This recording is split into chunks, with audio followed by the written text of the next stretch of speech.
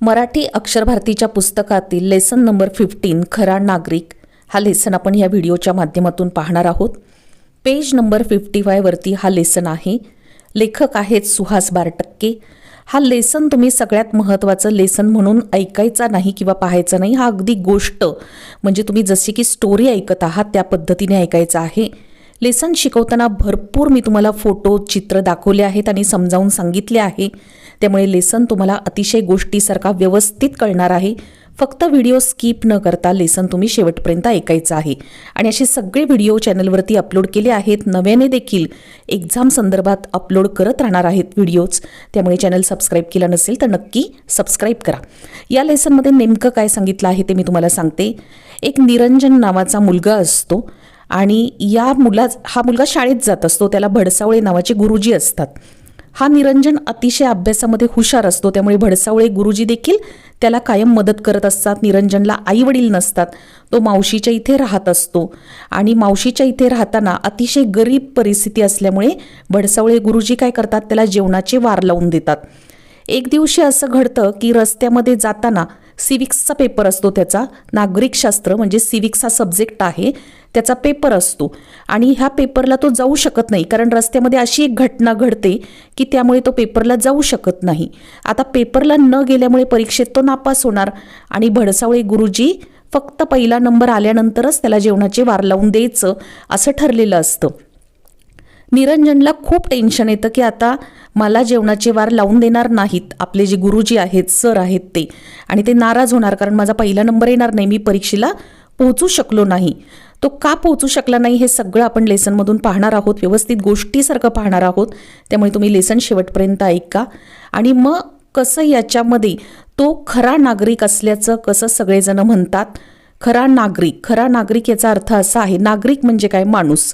आपण सगळेजण भारताचे नागरिक आहोत। भारत आपला देश आहे आणि आपण सगळे जे आहोत ते भारताचे नागरिक आहोत। नागरिक आहोत म्हटल्यानंतर आपल्या देशाबद्दल, आपल्या भारत देशाबद्दल आपल्याला उत्तम नागरिक म्हणून राहावं लागतं। आपली कर्तव्य व्यवस्थित पार पाडायची, आजूबाजूचा परिसर जसं की स्वच्छ ठेवायचा, सामाजिक मालमत्ता जी बाहेर आहे, निसर्ग आहे, त्याची आपण जपवणूक करायची, सगळ्यांना समानतेची वागणूक द्यायची आणि समाजसेवा करायची। म्हातारी लोक किंवा ज्येष्ठ लोक असतील त्यांना मदत करायची, भ्रष्टाचार करायचा नाही आणि सगळी एकता जपायची। ही खऱ्या नागरिकाची लक्षणं आहेत।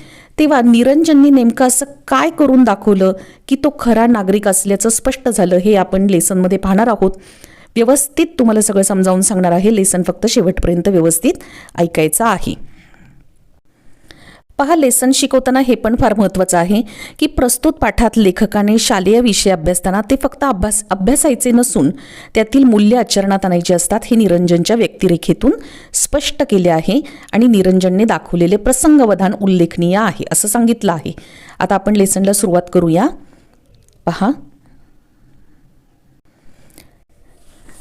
निरंजन आज भल्या पहाटेस उठून अभ्यासाला बसला होता। निरंजन काय करतो, भल्या पहाटेस म्हणजे पहाटेचे 4 वाजता 4 AM ला उठून अभ्यासाला बसलेला असतो। आज शेवटचा नागरिकशास्त्राचा पेपर, आणि नागरिकशास्त्र याचा अर्थ सिविक्स, हिस्ट्रीच्या पुढचा भाग असतो बघा नागरिकशास्त्र म्हणजे तो सिविक्सचा त्याचा आज पेपर असतो। तो झाला की संपली परीक्षा, हा शेवटचा पेपर असतो, तो झाला की त्याची एक्झाम संपली। इतिहास, भूगोल आणि नागरिकशास्त्र तिन्ही विषयांचा केवढा अभ्यास करावा लागतो तुम्हाला माहिती आहे। हिस्ट्री, जॉग्रफी आणि सिविक्स या तिन्ही सब्जेक्टचा आपल्याला भरपूर अभ्यास करावा लागतो। त्यात हे नागरिकशास्त्र जरा अवघडच बघा। आपल्याला माहिती आहे की आपण हिस्ट्रीचा अभ्यास करतो पण बऱ्याच वेळा आपण सिविक्सचा अभ्यासच करत नाही आणि त्यामुळे आपल्याला तो अवघड जातो। पहाटेची सकाळची वेळ अभ्यासाला योग्य असते। सकाळी 4 AM ला म्हणजेच पहाटे म्हणजे अर्ली मॉर्निंगला वेळ अभ्यासाला अतिशय योग्य असते। हा भडसावळे गुरुजींनी दिलेला सल्ला अगदी योग्य होता। सकाळच्या टवटवीत आणि प्रसन्न वातावरणात अभ्यास खूप छान होतो। बघा, ही गोष्ट खरी आहे की सकाळी अभ्यासाचा वेळ जो असतो, पहाटेच्या वेळी अभ्यास केला तर खरोखर खूप चांगल्या प्रकारे आपल्या लक्षात राहतं आणि हा सल्ला निरंजनला दिला आहे। कोणी दिला आहे तर भडसावळे गुरुजींनी दिलेला आहे आणि तो खरंच अगदी योग्य होता। सकाळच्या टवटवीत आणि प्रसन्न वातावरणात अभ्यास खूप छान होतो। शरीरही पुरेशा विश्रांतीमुळे ताजतवानं बनलेलं असतं। आता पहा, मी हे सगळं जे आहे ते शुद्ध मराठीमध्ये सांगण्याचं कारण हे आहे हिंदीमध्ये लेसन जर तुम्ही ऐकला तर तुम्हाला उत्तरं लिहिता येणार नाहीत, ॲन्सर्स लिहिता येणार नाही. त्यामुळे तुम्हाला थोडंसं अवघड जरी वाटलं तरी हा विषय जो मराठी सब्जेक्ट असतो तो तुम्ही मराठीतूनच समजून घेणं गरजेचं असतं, म्हणजे तुम्हाला तो व्यवस्थित भाषा तुम्हाला चांगली व्यवस्थित लिहिता येते. रात्रीची आपली झोप झालेली असते, त्यामुळे शरीरही विश्रांतीमुळं काय असतं, फ्रेश असतं एकदम, आणि त्यामुळे सकाळी चांगला छान अभ्यास होतो. प्रसन्न वातावरणामुळेही मनही अभ्यासात चटकन लागू शकतं. सकाळचं वातावरण खूप छान असतं, व्यवस्थित गार असतं आणि चांगलं वातावरण असतं, फ्रेश असतं, हवेमध्ये ऑक्सिजन चांगला असतो आणि त्यामुळे आपलं मनसुद्धा अभ्यासामध्ये पटकन कॉन्सन्ट्रेशन आपलं खूप छान होतं. हवेत सुखद गारवा असतो. दुरून एखादी भूपाळी किंवा रेडिओवरचं गाणं, आवडतं भक्तिगीत जे आहे ते ऐकू येत असतं. रेडिओवरचं आवडतं भक्तिगीत, पहिले काय करायचे लोक, रेडिओवरती भक्तिगीत लावायचे आणि ते कधीतरी आपल्याला ऐकू येत असतं. ते नसेल तर पक्ष्यांचं सुमधुर संगीत, म्हणजे पक्ष्यांचा जो चिवचिवाट असतो बर्ड्सचा, तो आपल्याला ऐकायला येत असतो. अशा आल्हाददायक वातावरणामध्ये संस्कृतचा एखादा श्लोक चटकन पाठ होतो. आता बघा, संस्कृतमध्ये काही श्लोक, सुभाषित वगैरे अशा काही गोष्टी असतात की ज्या आपल्याला काय कराव्या लागतात, पाठ कराव्या लागतात. आणि सकाळी पहाटे जर तुम्ही पाहिलं, स्वतः तुम्ही उठून जर अभ्यास केला तर पहाटे केलेला अभ्यास हा फार पटकन आपल्या लक्षात राहतो. त्यामुळे त्यांनी असं सांगितलं आहे की सकाळचा श्लोक एखादा चटकन पाठ होतो. एरवी न कळलेलं गणित चटकन कळतं. मॅथ्समध्ये पहा, तुम्ही जर इतर वेळेला कंटाळलेल्या अवस्थेमध्ये जर मॅथ्सचे जे प्रॉब्लेम्स आहेत ते जर सोडवायचा प्रयत्न केला तर त्यावेळची ऐवजी तुम्ही जर सकाळी उठून लवकर मॅथ्स केलं तर बघा, न कळलेली मॅथ्ससुद्धा, न कळलेल्या प्रॉब्लेम्ससुद्धा त्याच्यामध्ये तुम्हाला पटकन समजतात, असं या ठिकाणी सांगितलं आहे. त्याची रीतही लक्षात राहते, म्हणजे ते प्रॉब्लेम्स सोडवताना जी तुम्ही मेथड वापरता ती सुद्धा तुमच्या फार पटकन लक्षात राहते. हा निरंजनचा अनुभव. आता हे सगळं कोणाचा अनुभव आहे? निरंजनचा अनुभव. परीक्षेमध्ये तुम्हाला एक्झामला हा प्रश्न देखील विचारू शकतात की निरंजनचा अनुभव काय होता, तर हे तुम्हाला आन्सर लिहिता येईल. त्यामुळेच भडसावळे गुरुजींचा हा सल्ला त्याला मोलाचा वाटे. भडसावळे गुरुजींनी त्याला हा मोलाचा सल्ला, म्हणजे मोलाची माहिती दिली होती, ती त्याला नेहमी महत्त्वाची वाटायची. निरंजनची गुरुजींवर अपार श्रद्धा होती, तसंच गुरुजींचंही निरंजनवर खूप प्रेम होतं. निरंजन जो मुलगा आहे, निरंजन हे त्या मुलाचं नाव आहे, आणि त्याचं त्याच्या सरांवरती किंवा गुरुजींवरती, शिक्षकांवरती खूप श्रद्धा होती म्हणजे विश्वास होता, प्रेम होतं, आदर होता, आणि तसाच गुरुजींनासुद्धा निरंजनविषयी खूप प्रेम होतं. तो त्यांचा लाडका विद्यार्थी होता, कारण तो अतिशय प्रामाणिकपणे काम करायचा. तो लाडका विद्यार्थी का होता? कारण तो कसा होता, प्रामाणिक मुलगा होता, आणि तो प्रामाणिकपणे काम करायचा आणि अभ्यासही करायचा. अभ्यास करणारी मुलं टीचरांना खूप आवडतात, सरांना आवडतात, हे तुम्हाला माहिती आहे. या जगात त्यांचं असं कुणी नव्हतंच. दूरदूरच्या नात्यातल्या एका मावशीच्या घरी चिपळूण शहरालगतच्या एका उपनगरात तो राहायचा.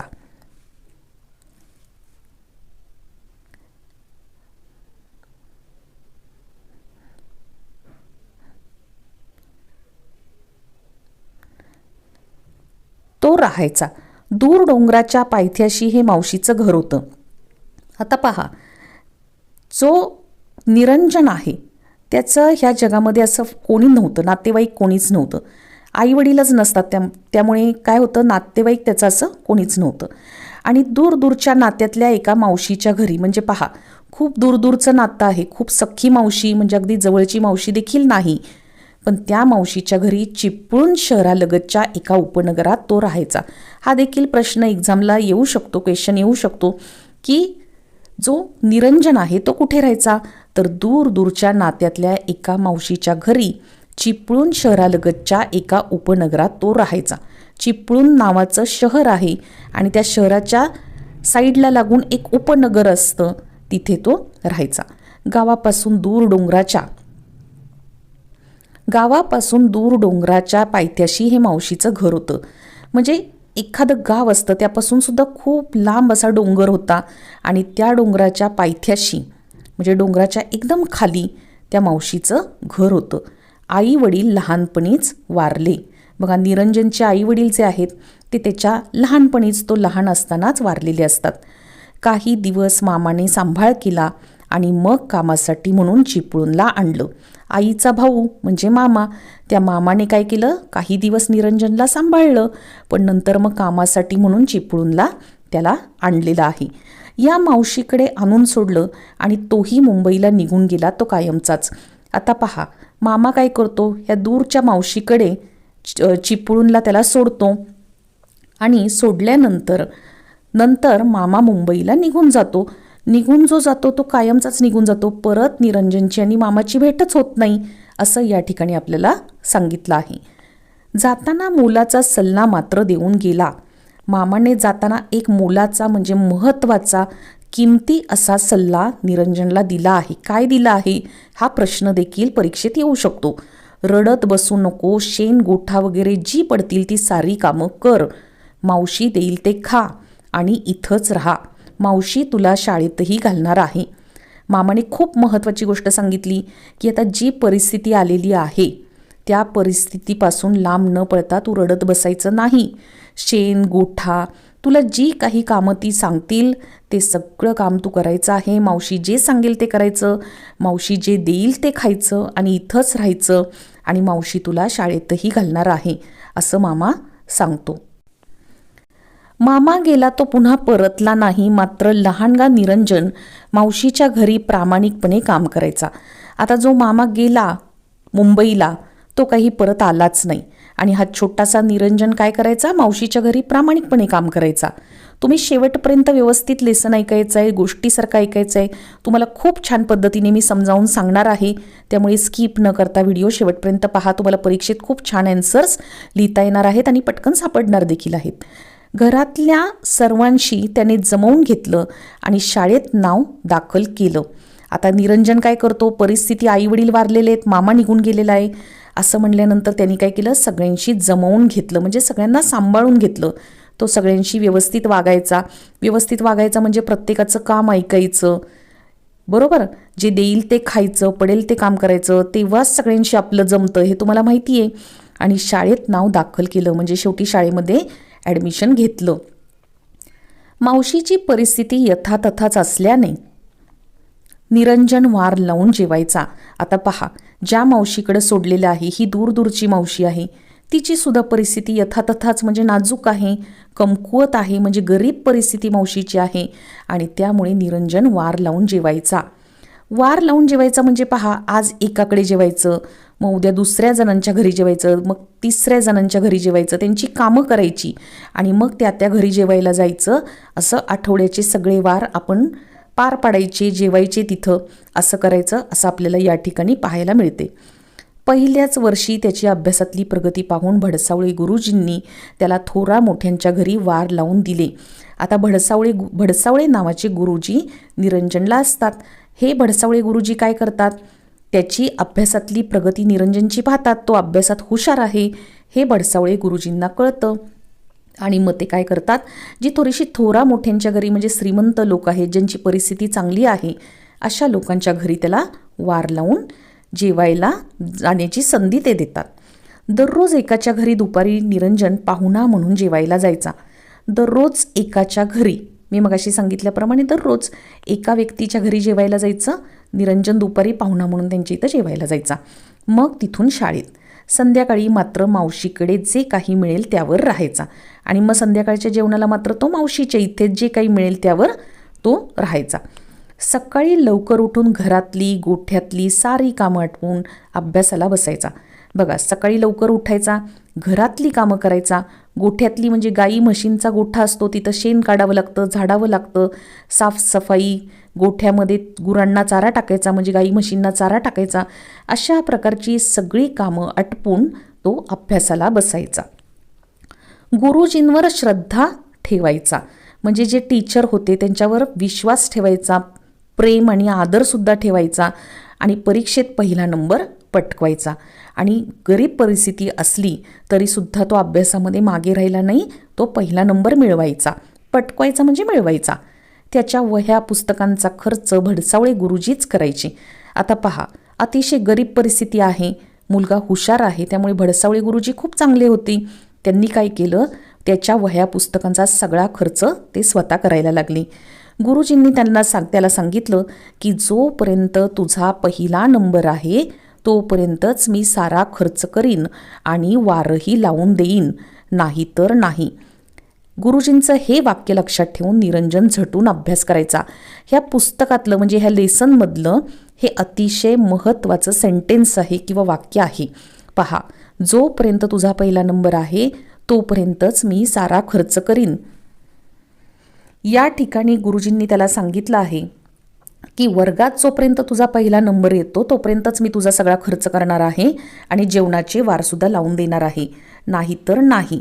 हे गुरुजींचं वाक्य निरंजननी काय केलं, लक्षात ठेवलं आणि तो झटून अभ्यास करायचा. आजही नागरिकशास्त्राचा अभ्यास करत असताना आधीचे सगळे पेपर्स चांगले गेले असल्याने तो मनोमन खुश होता. बघा, आज त्याचा नागरिकशास्त्र म्हणजे सिव्हिक्सचा पेपर असतो आणि आधीचे सगळे पेपर्स जे आहेत ते त्याला खूप सोपे गेलेले असतात, इझी गेलेले असतात. त्यामुळे तो खूप खुश होता, हॅप्पी होता. तो नागरिकांची सिव्हिक्समध्ये काय असतं तुम्हाला माहिती आहे, म्हणजे नागरिकशास्त्राच्या पेपरमध्ये किंवा सिव्हिक्समध्ये काय असतं, त्याच्यामध्ये नागरिकांची कर्तव्ये कोणती, उत्तम नागरिक कोणाला म्हणायचे, लोकसभा म्हणजे काय, ग्रामपंचायतीचा प्रमुख कोण असतो, अशा साऱ्या प्रश्नांची उत्तरे त्याला धडाधड येत होती. आता पहा, बरेच विषय जे आहेत ते आपण सगळे शिकतो, आपण लेसनमध्ये सगळं पाठ करतो, शिकतो, पण आपण हे आचरणात आणतो का किंवा आपल्या दैनंदिन कामाच्या मध्ये याचा उपयोग करतो का, ही पण गोष्ट या लेसनमध्ये आपल्याला शिकवली आहे. आता ही सगळी नागरिकशास्त्राची किंवा सिव्हिक्सची उत्तरं त्याला अगदी फाड येत होती, म्हणजे धडाधड तो उत्तरं सांगायचा. अभ्यास करता करता किती वेळ लोटला कोणास ठाऊक. अभ्यास करता करता त्याला भानच राहिलं नाही आणि खूप वेळ पुढे निघून गेला. निरंजन ताडकन उभा राहिला. तो पटकन उभा राहतो. 9 वाजून गेले होते, म्हणजे 9 AM सकाळचे वाजून गेले होते आणि जे सकाळी 10:30ची परीक्षा होती, म्हणजे 10:30 AM त्याची एक्झाम स्टार्ट होणार होती. त्याआधी देशमुखांकडे जायचं होतं, केवढं तरी लांब चालायचं होतं. भराभर आवरून तो निघाला. आता त्याचा पेपर असतो पहा, 9 वाजता त्याला कळतं की अरे बापरे, आता 9 वाजलेत, 10:30ला तर आपला पेपर आहे, 10:30ला आपला पेपर आहे आणि त्याच्या आधी आपल्याला देशमुखांकडे जायचं आहे. देशमुख म्हणून कोणी असतील त्यांच्याकडे त्याला जायचं असतं, ते सुद्धा भरपूर लांब राहायला असतात. पटापट चालून भराभर आवरून तो निघाला, असं या ठिकाणी आपल्याला सांगितलं आहे. पुढचं पेज पहा, पेज नंबर 56 आहे.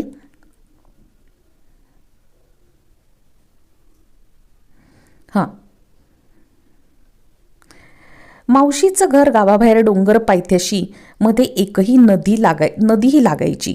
आता मावशीचं घर कुठं होतं, मगाशी सांगितल्याप्रमाणे गावाबाहेर डोंगर पायथ्याशी.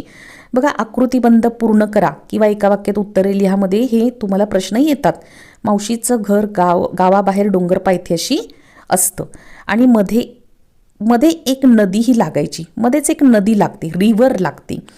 पूर्वी ही नदी पाण्यात उतरूनच चालत चालत पार करायला लागायची. पूर्वीच्या काळी काय असायचं, बऱ्याच ठिकाणी पहा नद्यांमधून सुद्धा आपल्याला पार करून पुढच्या रस्त्याला जावं लागायचं. तसाच निरंजन सुद्धा सांगतोय की नदीच्या पाण्यात उतरून थोडंसं चालत जावं लागायचं. पण आता कोकण रेल्वे आल्याने रेल्वेचा छान पूल नदीवर आला. परंतु आता काय झालं, कोकणामध्ये रेल्वे आलेली आहे, बरोबर, आणि त्या रेल्वेमुळं काय झालं, छान ब्रिज तयार झालेला आहे नदीवरती आणि या ब्रिजमुळे आता त्यांना सोपं झालं आहे की एका पुलावरून दुसऱ्या बाजूने लोकांसाठी पायवाट देखील ठेवली होती. पुलाच्या एका बाजूने लोकांसाठी पायवाटही ठेवली होती. पायवाट म्हणजे बघा, चालून चालून एकाच बाजूने अशी पायवाट तयार होते, एक रस्ता तयार होतो, त्याला पायवाट म्हणतात. आणि पुलाच्या एका बाजूने लोकांसाठी पायवाट ठेवली होती. या पुलामुळे आता जाणं येणं सोपं झालं होतं. ब्रिजमुळं काय झालं, निरंजनला सुद्धा जाणं येणं सोपं झालं. निरंजन अभ्यासाची मनातल्या मनात उजळणी करत झपाझप चालला होता. निरंजन काय करतो, अभ्यास जरी चालत असला तरी मनातल्या मनामध्ये काय करतो, रिव्हिजन करत असतो अभ्यासाची. सिव्हिक्सचा पेपर असतो आणि तो उजळणी करत असतो, म्हणजे रिव्हिजन करत असतो आणि झपाझप म्हणजे जोरात पटपट चालत असतो. वाटेत त्याला एक भला मोठा दगड पडलेला दिसला. आता इथून पुढचं तुम्ही व्यवस्थित ऐका. वाटेमध्ये निरंजनला एक खूप मोठा दगड पडलेला दिसतो.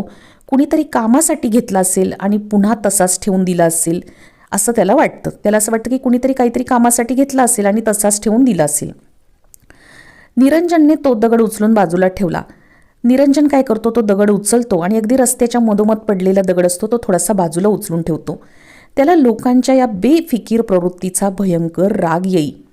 आता पहा, निरंजनला लोक कशी काय एवढी बेफिकीर वागू शकतात, एवढ्या रस्त्याच्या मध्ये दगड कसा काय ठेवू शकतात, या प्रवृत्तीचा म्हणजे त्यांच्या अशा वागण्याचा निरंजनला खूप राग येत असत. तुम्ही विसरलात, पण दुसरा ठेचकाळून जीवाला मुकतो त्याचं काय. म्हणजे तो असं म्हणतोय की तुम्ही ठेवायचा दगड बाजूला विसरून गेला, पण अहो दुसरा एखादा माणूस जर त्या दगडाला त्याची ठेच लागली आणि तो जर खाली पडला तर केवढ्यात पडेल असं त्याला वाटत आहे, असं त्याचं म्हणणं. निरंजन पुलावर पोहोचला तेव्हा 9:30 वाजून गेले असावेत.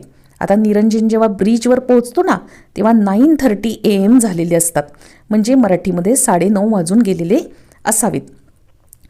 आता 9:50ची गाडी येईल. त्याला कळतं की 9:50ला आता रेल्वे येणार आहे.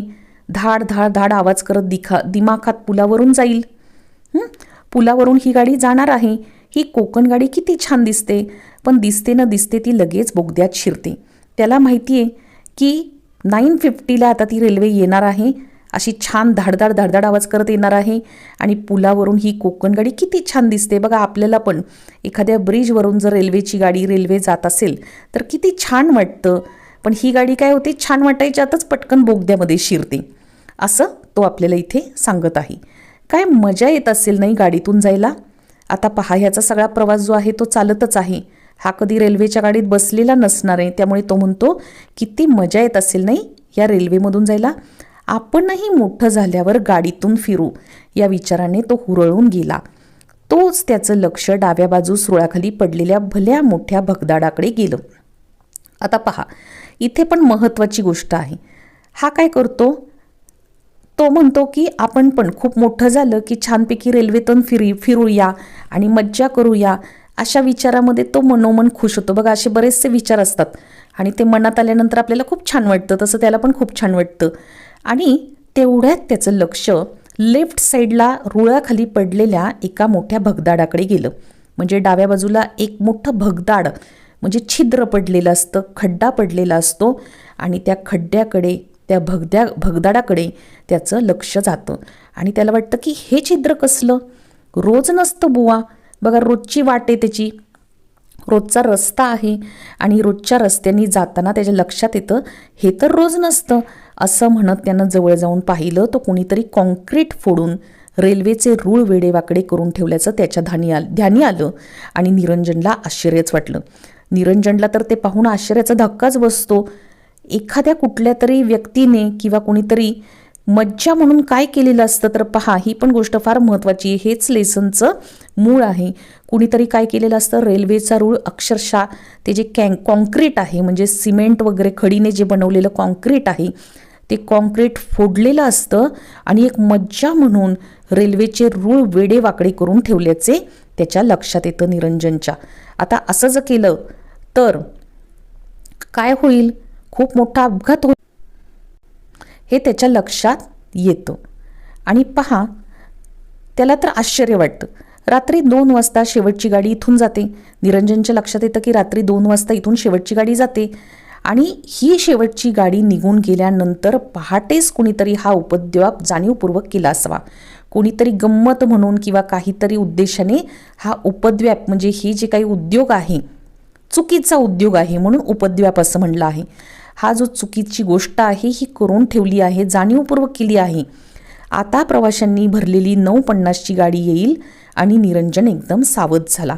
त्याच्या लक्षात येतं की आता 9:50 थोड्या वेळातच होणार आहे, म्हणजे 9:50 झालेलेच असतात आणि 9:50ला रोज इथून एक रेल्वे त्याला जाताना दिसत असते. त्याच्यामुळे त्याच्या लक्षात येतं की आता परत इथनं लोकांनी भरलेली, माणसांनी भरलेली म्हणजे प्रवाशांनी भरलेली गाडी येणार आहे, रेल्वे येणार आहे आणि तो एकदम अलर्ट होतो, सावध होतो. गाडी आली तर भयंकर अपघात होईल, म्हणजे खूप मोठा ॲक्सिडेंट होईल. पहा, रूळच जर खाली नीट नसेल रेल्वेला जायला, थोडा जरी रूळ व्यवस्थित नसेल तरी अख्खी रेल्वेची गाडी पूर्णपणे खाली ढासळू शकते, पडू शकते. हे त्याच्या ताबडतोब लक्षात आलं. निरंजन नागरिकशास्त्राचा पेपर, देशमुखांकडचं जेवण सारं विसरला. इथे त्यांनी सांगितलं आहे पहा, देशमुखांकडे तो कशाला जाणार होता तर जेवणासाठी जाणार होता. नागरिकशास्त्राचा म्हणजे सिव्हिक्सचा त्याचा पेपर होता, हे दोन्ही गोष्टी तो विसरून गेला. म्हणजे देशमुखांकडे आपल्याला जेवायला जायचं आहे, आपला आज सिव्हिक्सचा पेपर आहे, हे तो त्या रेल्वेच्या विचारामध्ये सगळं विसरून जातो. आणि त्याच्या डोळ्यासमोर धाडधाड आवाज करत येणारी रेल्वे गाडी दिसू लागते आणि त्याला असं वाटतं की अरे बापरे, धाड धाड धाड धाड आवाज करत एक रेल्वे गाडी आली आहे आणि कानठळ्या बसवणारा आवाज आणि लोकांच्या किंकाळ्या कानात घुमू लागतात. ही गोष्ट घडलेली नाही, पण त्याला असं इमॅजिन होतं, त्याच्या डोळ्यापुढे येतं की रुळावरून गाडी खाली घसरल्यानंतर लोकांच्या किंकाळ्या येतील, कानठळ्या बसवणारा आवाज आधीच त्याच्या कानामध्ये घुमू लागल्या. स्टेशन इथून खूप दूर होतं. स्टेशन आता तिथूनही खूप दूर होतं. वेळ तर झाली होती, 3-4 किलोमीटर तिथपर्यंत सांगायला जायचं तर परीक्षा बुडणार होती. मग नापास, भडसावळे गुरुजींची मदत बंद. सगळं त्याच्या आता लक्षात आलं की इथून 3-4 किलोमीटर म्हणजे भरपूर असतं अंतर आणि तिथपर्यंत जायचं तर परीक्षा तर आपली बुडणार, एक्झाम तर होणार नाही आपली, मग आपण फेल होणार, नापास होणार. भडसावळे गुरुजींनी सांगितलं होतं पहिला नंबर जोपर्यंत आहे तोपर्यंतच मदत करणार, जेवणाची वारही तोपर्यंतच देणार लावून. आणि मग त्याच्या लक्षात येतं की आता शिक्षणही बंद, रेल्वेने फिरायचं स्वप्न अपुरंच राहणार होतं. त्याला माहिती आहे शिक्षण घेतलं नाही तर मग रेल्वेने फिरायची जी काही आपण स्वप्न पाहतोय ती देखील अर्धवटच राहणार आहेत, ती पूर्ण होणार नाही. परंतु मन मानायला तयार नव्हतं. बघा, आपल्याला 2 मनं असतात. एक, आपल्याला गोष्ट कुठली पण करायची असेल तर चांगली जरी असेल तरी ती करताना सुद्धा आपल्याला एक चांगली वाईट गोष्ट आपल्याला समोर येते आणि आपल्याला कळतच नाही. पण आपलं जर मन आतून मानायला तयार नसेल तर आपण जी गोष्ट योग्य आहे ती शेवटी करतो. त्याने क्षणभर विचार केला आणि स्टेशनच्या दिशेने धाव घेतली. त्याने एका क्षणामध्ये विचार करतो तो आणि स्टेशनच्या दिशेने धाव घेतो. तो स्टेशनला शिरला तेव्हा 9:50ची गाडी नुकतीच आली होती. तो स्टेशनमध्ये पाय टाकतो तेव्हाच 9:50ची रेल्वे म्हणजे 9:50ची गाडी नुकतीच तिथे आलेली असते आणि आता 5 मिनिटात ती सुटणार होती. पहा, रेल्वे जी असते ना तिथे ते सगळे प्रवासी जे असतात किंवा पॅसेंजर असतात ते उतरेपर्यंत थांबते आणि मग 5 मिनिटात ती गाडी सुटते, असं रेल्वेचं असतं. तसंच होतं ते. त्यामुळे ती गाडी आता 5 मिनिटात सुटणार होती असं आपल्याला या ठिकाणी सांगितलं आहे. निरंजनने धावतच स्टेशन मास्तरांना गाठलं. बघा, त्या रेल्वे स्टेशनवरती जे लोक असतात तिथले काम करणारे स्टेशन मास्तर असतात, तसंच त्यांना पुलावरच्या खराब झालेल्या रुळाबद्दल सांगितलं. निरंजन काय करतो, धावतच स्टेशन मास्तरांना गाठतो, म्हणजे त्यांच्याजवळ जातो आणि त्यांना पुलावरच्या खराब झालेल्या रुळांबद्दल सांगतो. पण ते त्यांना खरंच वाटेना. आता पहा, अचानक कोणीतरी मुलगा आलेला आहे, तो आपल्याला सांगतोय की तिथं कॉन्क्रीट फोडून रूळ वळवण्याचा प्रयत्न केला आहे, तिथून गाडी जाणार नाही. असं जर अचानक कोणाला सांगितलं तर विश्वास बसणार नाही. तशाच पद्धतीने स्टेशन मास्तरांना सुद्धा खरं वाटत नाही. अखेर निरंजनने आर्जव केली म्हणजे कळकळीची विनंती त्यांना केली की निदान पाहून आल्याशिवाय तरी गाडी सोडू नका. तुम्ही काय करा, निदान ती जागा पाहून घ्या आणि ती जागा पाहिल्याशिवाय तरी तुम्ही गाडी सोडू नका. मी खोटं बोलत असेन तर मला पोलिसांच्या ताब्यात द्या. एवढा स्पष्ट निरंजन त्यांना बोलतो. इथे बघा, परीक्षा बुडली आहे, जेवण बुडलंय, सगळं विसरून गेलाय निरंजन. आणि तो म्हणतो की मी जर खोटं बोलत असेल तर तुम्ही मला पोलिसांच्या ताब्यात द्या, पण आधी तेवढं फक्त ती जागा बघून घ्या. एवढं बोलल्यावर स्टेशन मास्तरांनाही त्याच्या बोलण्यात तथ्य वाटू लागलं. एवढं बोलल्यानंतर स्टेशन मास्तरांना वाटतं की काहीतरी खरं आहे, तथ्य आहे म्हणजे याच्यामध्ये काहीतरी खरं आहे. आणि मग ते काय करतात, उगाच धोका नको म्हणून गाडी थांबवायला सांगून ते पुलाकडे निघाले. आता स्टेशन मास्तर काय करतात, गाडी थांबवायला सांगतात आणि थांबवायला सांगून ते काय करतात, ब्रिजकडे तिकडे निघतात. निरंजनने नेमकी जागा दाखवली. कुठं आहे नेमकं ते झालेलं, ते रूळ वळवण्याचा प्रयत्न, कॉन्क्रीट फोडलंय ती जागा तो निरंजन स्टेशन मास्तरांना दाखवतो. फारच भयंकर, कल्पना करता येणार नाही असा भयंकर अपघात झाला असता. आता त्यांच्या लक्षात येतं की अरे बाप रे, आपल्याला कल्पनासुद्धा करू शकणार नाही, इमॅजिनसुद्धा करू शकणार नाही असा भयंकर ॲक्सिडेंट या ठिकाणी झाला असता. स्टेशन मास्तरांनी लगेचच गाडी दीर्घकाळ थांबवण्याचा आदेश दिला. स्टेशन मास्तरांच्या लक्षात येतं आणि त्यामुळे ते काय करतात, दीर्घकाळ म्हणजे भरपूर वेळ गाडी थांबवण्याचा आदेश देतात आणि या घटनेचा पंचनामा करायला लागले. म्हणजे हे कसं झालं, हे कोणी केलं, हे कधी झालं, त्याला सगळा पंचनामा असं म्हणतात. म्हणजे तिथली सगळी माहिती चौकशी घ्यायला सुरुवात होते. घटनेचे गांभीर्य लक्षात घेऊन जिल्हाधिकारी, जिल्हा पोलीस अधीक्षक सारे अधिकारी तत्काळ त्या ठिकाणी जमा झाले. आता ही घटना इतकी मोठी होणार असती, सगळे प्रवासी जर ह्या गाडीमध्ये असते आणि रुळावरून गेले असते तर सगळा मोठा ॲक्सिडेंट झाला असता. आणि त्यामुळे या घटनेचं गांभीर्य म्हणजे ही घटना किती गंभीर आहे, ही किती हॉरिबल घटना आहे हे लक्षात घेऊन जिल्हाधिकारी, जिल्हा पोलीस अधीक्षक हे सगळेजण काय होतात, तत्काळ म्हणजे अतिशय इमिजिएट पटकन त्या ठिकाणी जमा होतात. पहिली खबर देणारा म्हणून निरंजनलाही थांबावं लागतं. आता कसं असतं, पंचनामा करताना तुम्हाला नेमकी पहिली खबर कोणी दिली इथून सुरुवात होते, बरोबर. त्यामुळे निरंजन खबर देणारा असतो. ही माहिती कोणी दिली, स्टेशन मास्तरांना सगळ्यात पहिली निरंजननी दिली. त्यामुळे निरंजनना थांबावं लागतं. एवढा मोठा अपघात त्याच्या चाणाक्षपणामुळे टळला म्हणून त्याचं कौतुकही झालं. आता निरंजननी ही जर माहिती दिली नसती, तो तसाच पुढे निघून गेला असता, स्वतःचा स्वार्थ पाहिला असता, स्वतःची वेळ पाहिली असती तर लक्षात आलं नसतं. त्यामुळे त्याचा एवढा मोठा अपघात आता व्हायचा राहिला आणि त्याच्या ह्या चाणाक्षपणामुळे म्हणजे एक पटकन निर्णय घ्यायचा चांगला असा तो चाणाक्षपणा जो आहे त्याचं कौतुक होतं. परंतु त्यावेळी निरंजन मात्र दूर एका झाडाखाली बसला होता. त्याचं कौतुक होत होतं, पण निरंजन कुठं होता, दूर एका झाडाखाली तो बसतो. तो निराश झाला होता. निरंजन काय होतो, अपसेट असतो, तो निराश होतो, नाराज असतो. त्याचा नागरिकशास्त्राचा पेपर चुकला होता. आता पहा, हे सगळं होण्यामध्ये त्याचं काय होतं, सिविक्सच्या पेपरला त्याला जाताच येत नाही. सगळी मुलं तो पेपर देतात, पण ह्याला पेपर देताच येत नाही, कारण हा बसला इथे रेल्वे स्टेशनवर असं त्याला वाटतं. तो नापास होणार होता, पेपरच दिला नाही याचा अर्थ तो फेल होणार होता. त्याला गुरुजींकडून मिळणाऱ्या सगळ्या सवलती रद्द होणार होत्या. त्याला माहीत होतं आता आपला पहिला नंबरच येणार नाही, म्हणजे आपल्याला मिळणाऱ्या सगळ्या फॅसिलिटी म्हणजे सवलती कॅन्सल होणार आहेत, रद्द होणार आहेत. निरंजनच्या जवळ येऊन वार्ताहरांनी त्याचं नाव विचारलं. वार्ताहरांनी म्हणजे पत्रकार लोक, बरोबर. ह्या पत्रकारांनी म्हणजे रिपोर्टर्सनी त्याचं नाव विचारलं, फोटोही काढला आणि निरंजन उदास मनाने घरी परतला.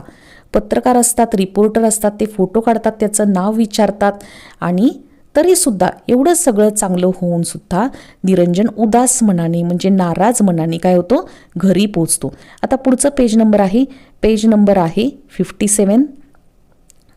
निरंजन घरी पोचतो. शेवटचा भाग आहे, व्यवस्थित ऐका, खूप महत्त्वाचा लेसन आहे. दुसऱ्या दिवशीच्या वर्तमानपत्रात निरंजनची स्तुती फोटो सकट छापून आली होती. दुसऱ्याच दिवशीच्या न्यूजपेपरमध्ये, वर्तमानपत्रामध्ये निरंजनची स्तुती फोटो सकट, निरंजनचा फोटो छापून आलेला असतो, त्याचं कौतुक केलेलं असतं. भीषण अपघात टाळल्याचं श्रेय त्याला देण्यात आलेलं असतं.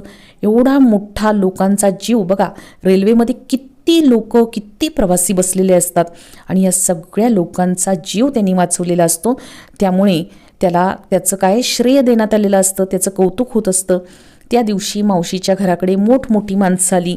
आता याचं कौतुक करायला मोठी मोठी व्यक्ती त्याच्या मावशीच्या घराकडे येतात. खुद्द जिल्हाधिकारी आले, जिल्हाधिकारी जे असतात ते सुद्धा येतात. त्यामुळे शाळेचे मुख्याध्यापक आणि भडसावळी गुरुजी आले. शाळेच्या मुख्याध्यापकांना सुद्धा वाटतं की अरे, आपल्या शाळेतल्या मुलांनी इतकं चांगलं काम केलेलं आहे. भडसावळी गुरुजींना तर त्याचा आदरच असतो, प्रेम असतं त्याच्याविषयी आणि भडसावळी गुरुजीसुद्धा त्याला भेटायला येतात. निरंजनने धावत पुढे होऊन गुरुजींचे पाय धरले. आता पहा, या ठिकाणी काय होतं, निरंजन धावत पुढे जातो आणि त्याच्या सरांचे म्हणजे भडसावळी गुरुजींचे तो पाय धरतो. रडत रडत तो म्हणाला, गुरुजी मी नापास होणार. इथे सगळे कौतुक करतायत, पण ह्याला काय टेन्शन आहे की आता मी नापास होणार. माझा कालचा नागरिकशास्त्राचा पेपर बुडाला. बघा, सिविक्स पेपर त्याचा बुडालेला असतो. त्यामुळे तो सरांना सांगतोय की गुरुजी मी नापास होणार, माझा सिविक्सचा पेपर बुडाला, माझा नागरिकशास्त्राचा पेपर बुडाला. आता टीचर म्हणजे त्याचे जे गुरुजी आहेत, सर आहेत, ते काय म्हणतात, नाही रे बाळा, तू उत्तम नागरिक आहेस.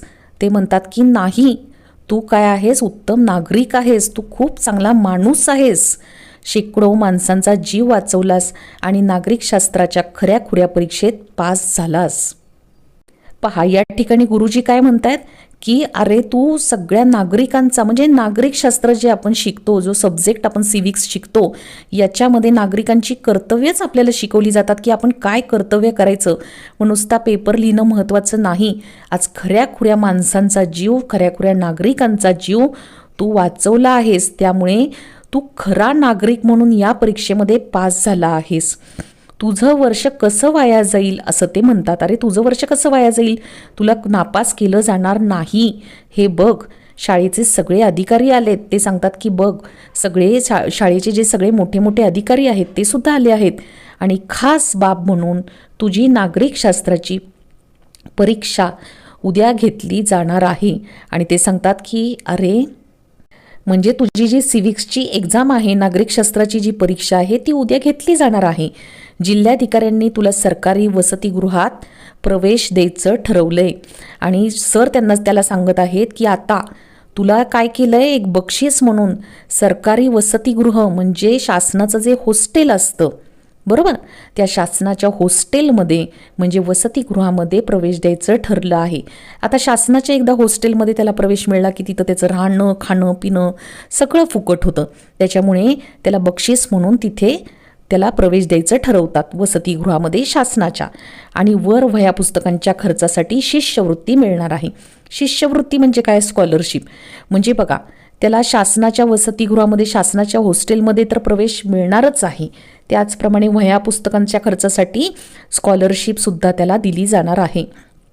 आता नको हं तुला वार लावून जेवायला, असं भडसावळे गुरुजी त्याच्याशी बोलत आहेत की आता इथून पुढे तुला ह्याच्या घरी एक वार, त्याच्या घरी एक वार, त्याच्या घरी एक वार, अशा पद्धतीने इथून पुढे जेवायला लागणार नाही. असं म्हणून गुरुजींनी निरंजनला हृदयाशी धरलं, म्हणजे छातीशी धरलं, त्याला मिठी मारली. तेव्हा साऱ्यांचेच डोळे पाणावले आणि सगळ्यांचे डोळे भरून आले. पहा, या लेसनवरून हे कळतं की कसा निरंजन हा खरा नागरिक ठरला आहे. चांगल्या कामाचं नेहमी कौतुकच होतं, अशी शिकवण आपल्याला या लेसनमध्ये दिली आहे. आणि फक्त पुस्तकापुरताच मर्यादित न ठेवता खऱ्या आयुष्यामध्ये सुद्धा आपण या सगळ्या गोष्टी पार पाडल्या पाहिजेत, आचरणात आणल्या पाहिजेत. मदत करणं हा भाव ठेवला पाहिजे. तेव्हाच आपण भारताचे खरे नागरिक आहोत हे आपल्या लक्षात येतं. अशाच प्रकारचे सगळे लेसन मी चॅनलवरती अपलोड केलेले आहेत, करत राहणार आहे. त्याचप्रमाणे एक्झामच्या दृष्टिकोनातून ऑल सब्जेक्टचे जे काही लेसन्स आहेत एक्सप्लेनेशनचे किंवा इम्पॉर्टंट क्वेश्चन अँसर पेपर्स जे आहेत ते देखील अपलोड करत राहणार आहे. आणि नवीन नवीन भरपूर व्हिडिओज टाकत राहणार आहे. तुम्हाला जर व्हिडिओ आवडली असेल तर लाईक करा, शेअर करा आणि सबस्क्राईब करा. आणि त्याचप्रमाणे हाईपचं बटन देखील दाबा. हाईपचं बटन दाबल्यानंतर देखील मला लाईकच मिळणार आहे. धन्यवाद.